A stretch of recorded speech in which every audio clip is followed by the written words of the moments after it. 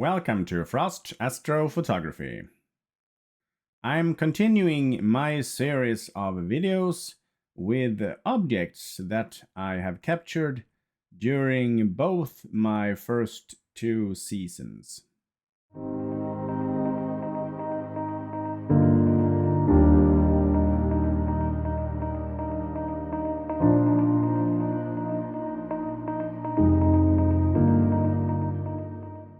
In this video, we're going to take a look at the Elephant Trunk Nebula, and I've added data reaching 13 hours in total, and I've made a new SHO image with processing in PixInsight with SHO stars.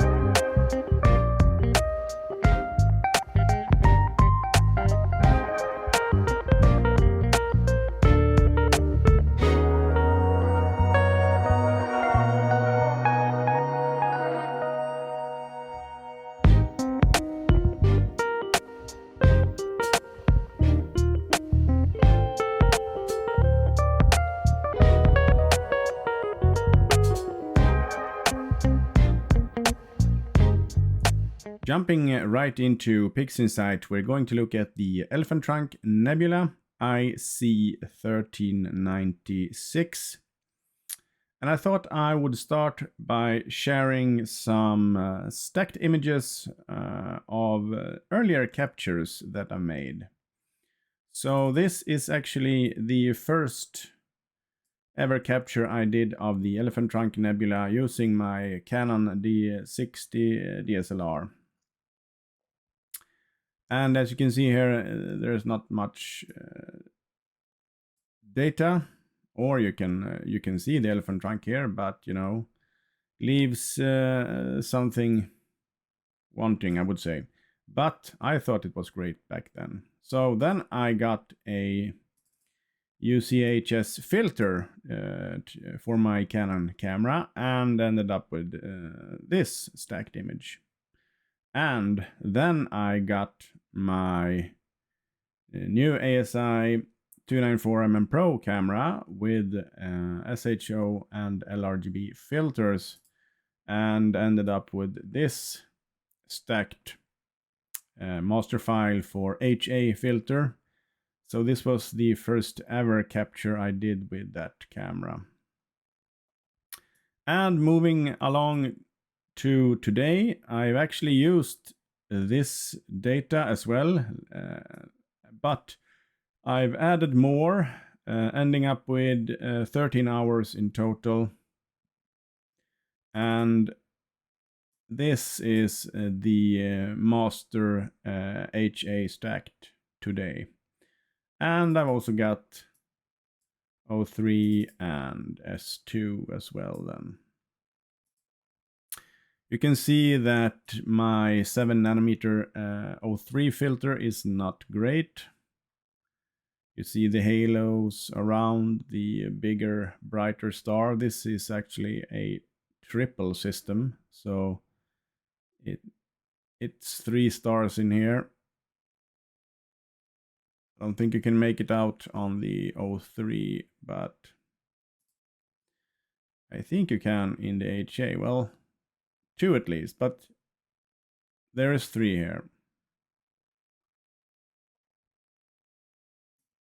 I'm not going to bore you with the normal routine for the linear phase here, because that is basically exactly the same for me. Once I have all the images calibrated, or the light frames, I will register them and stack them with the integrate light frames process in PixInsight. I like to do it manually, but you can use scripts in here as well, or use any other software if you prefer that.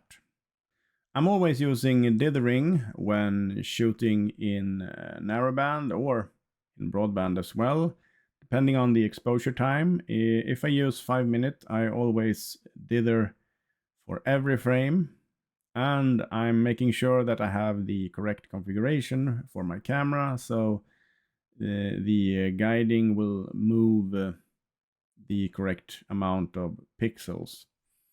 And as I've dithered, I can use drizzle when I integrate my light frames. What you need to consider when using drizzle is when you are registering your light frames with the star alignment process, make sure that you check generate drizzle data for that. And then later on, when you are going to integrate your light frames, make sure that you have your drizzle files added, and that will be indicated by the letter D in front of the files. Please check that you have all the light frames and all of the drizzle files included, and then integrate light normal. What you need to do after that is that you will open process, all processes, and you have something called drizzle integration. And this will integrate the files again, but it will generate a drizzled integration with the scale that you have supplied here. If the scale is 2, the resolution will double. So for example, this file here is 8188 by 5454, and that's double the resolution that I would normally get with my camera in bin 2 mode. So here you basically add all your drizzle files. You don't have to worry about anything else, and you execute that, and it will create your drizzle master files. And what you see here is my HA with all of the linear phase steps performed. I've done the dynamic crop and some linear fit and the blur exterminator and noise exterminator, of course. And just for fun, we can open up the file with just dynamic crop to compare. And as you see here, there is much improvement, I would say, where we can take a look at some stars here. And you can see that there is improvement. And you can also see the noise level very clearly visible here, that the noise have been significantly reduced in this image. So I'm really liking those. If you haven't got them yet, you can download a trial version. But I would suggest, if you're using PixInsight, to purchase a license to be able to use them continuously.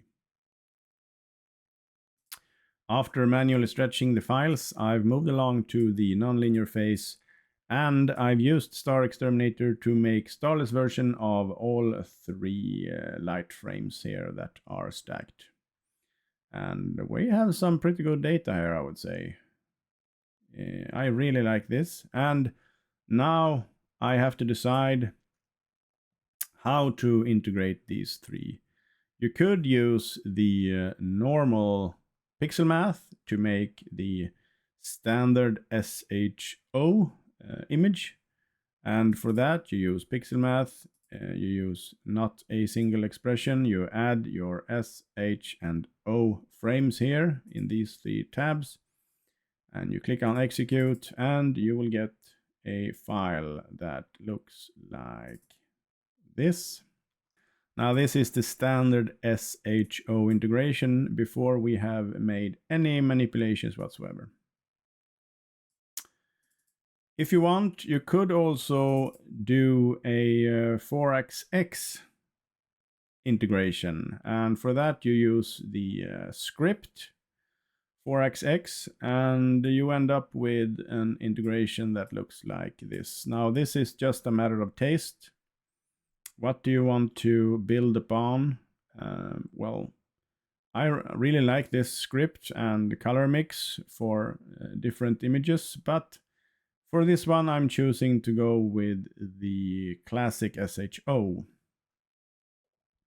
You could also combine using 4XX stars, for example, with SHO starless to combine them. You can also use perhaps just the stars from your HA to make them more white. But in this case, I've opted to integrate the stars with SHO as well, but removing some of the green and magenta in them to get the colors that I want. So one important step here to be able to manipulate the colors of this image later on is to make color masks to be able to adjust the orange, red, and the blue, because those are essential in an SHO image. I'm going to open up the masks that I've used, but I'm going to show you how to make them first. And then I'm going to show you how to apply them and adjust the colors that we are after. So keep in mind here before you do anything, because the next step is to run a CNR to remove some of the green and magenta in the image, but don't do that before you generate these color masks. It will not be good. So you can use the script here, color mask, and you can execute that and select the target image that you are looking for. Open up or select blur layers to 4, and then make a cyan mask to be able to manipulate blue, and make a yellow mask when that has finished to be able to manipulate the red and orange colors.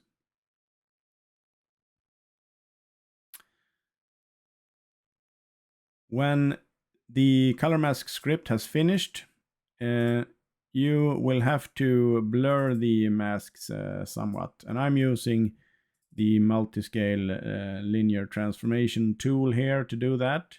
You can copy these parameters if you want. I've saved them. So this is basically just for blurring the color mask. You don't have to do anything but apply it, and that will remove some of the sharp edges on the mask there. So before proceeding to adjust the colors here, we're going to run the SCNR to remove green 0.8, and we're going to remove that for the image as it is. And I apologize for my slow computer. I will look into getting a faster one. As you can see, this is beginning to look more like the traditional SHO. But there's still some magenta in here that we don't like. So for that, invert the image and change this to 1 and run it again on the inverted image. And that will remove these magenta looking colors in the non-inverted image, since magenta inverted will be green. We're going to invert that back, and now you can see that we are looking like the classic SHO palette here. But if I want to adjust, for example, the orange red here, I will take this and will apply it as a mask to the image there. I don't want to show it because I want to be able to make changes. So I'm going to disable show mask, but the mask is still active, as you can see by the orange tab here. I'm going to open up curves transformation here. Since I have the yellow mask selected, I'm going to select the red here and open up my preview. And now I can adjust here. You can see that you don't want to adjust too much. That will destroy the image. But you can slightly adjust the red color here, something like that, and apply it.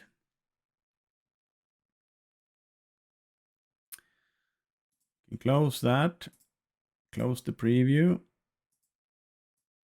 We can now remove the mask, and we can open up the cyan mask here for the more bluish colors. We still have the show disabled for the mask here. Open up curves transformation again, but this time we select blue and open up a preview. And you can see that we are adjusting all of the blue nuances and colors here. So I'm going to slightly boost my blues here in the middle.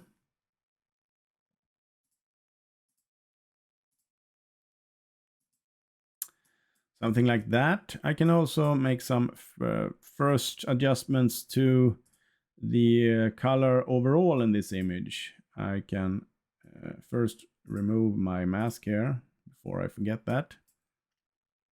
I can select saturation and a preview. I can play with the saturation of the entire image here, as you can see. I maybe want to have even more blue here in the middle. So I'm going to boost my saturation here quite a bit.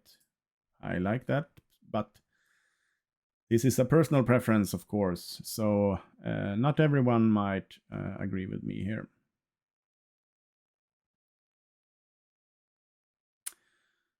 Something like that. Reset it. And I can also select RGB here if I want to maybe boost some of the contrast in this image. This is the classic S-shaped curve. So what we're looking here is the first few adjustment steps of this image after integrating the SH and O into an SHO color image. Now this is the image after I have added on some more adjustments in the form of sharpening with multiscale linear transformation and arm sharp mask, and I've also reduced the noise with the TGV denoise. And I always use those three in this step. When finished with the starless version, I am facing my options or choices, what to do with the stars. So I've displayed or made two versions here for you. This is SHO stars, and this is 4X stars.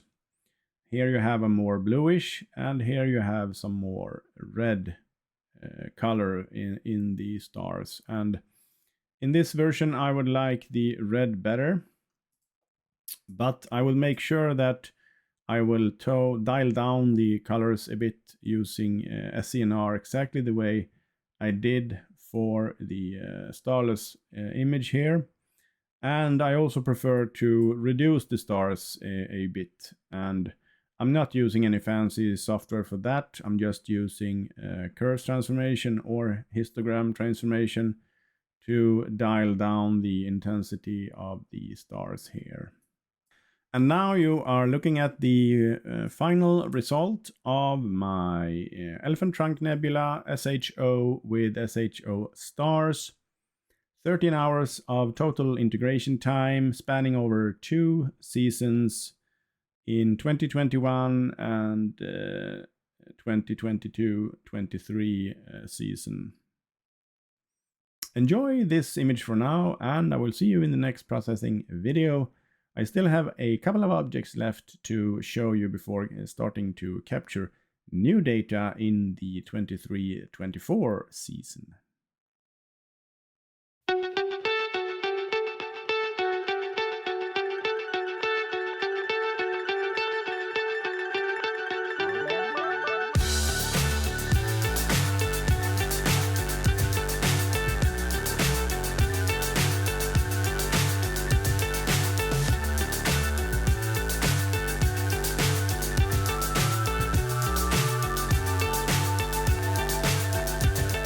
Thank you so much for watching this video, and as always, if you like it, please give it a thumbs up and consider subscribing if you're not already doing so.